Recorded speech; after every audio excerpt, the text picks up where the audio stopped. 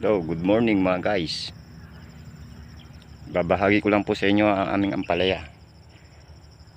Kung paano po sana silang mamunga kung hindi po sila nagkakamatay. Yan po, pipicturean po natin. Bibidyo po natin, tingnan nyo po. Karami po niyang mamunga. Ganyan po mamunga yung ampalaya. Tabi-tabi po siya. Uusad lang po kayo ng bagya. Yan po. Kalaki po. Sa kabila po. Sa mungkal lang po ito. Yan po. Ito po.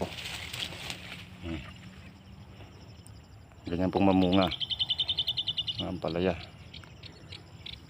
kung hindi po nagkakamatay. Kaya asag po tayong bagya. Ganyan naman.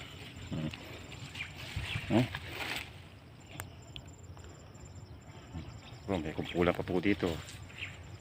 Kaya lang po talaga pong masaklap po ang aming kapalaran ngayon.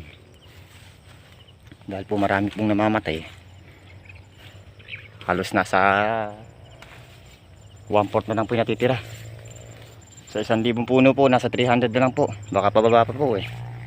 Kaya po, pag-asa na lang po namin dito, yung nabubuhay po na naaawa sa amin. Sana'y makakuha pa po kami ng konti para kahit papano mapasundan po namin ng sitaw. Po.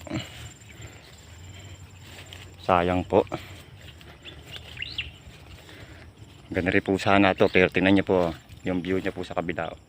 Halos ubos po siya. Napasukan po kami ng bacterial wilt.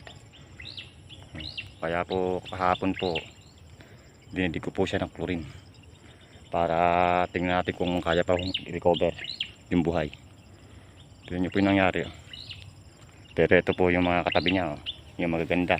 Ayan po yung sinabi ko sa inyo kung paano mamunga.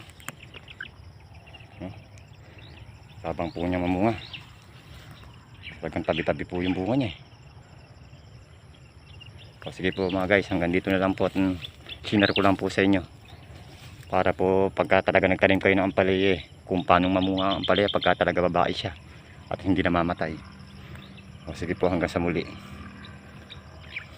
Ito po yung viewing niya.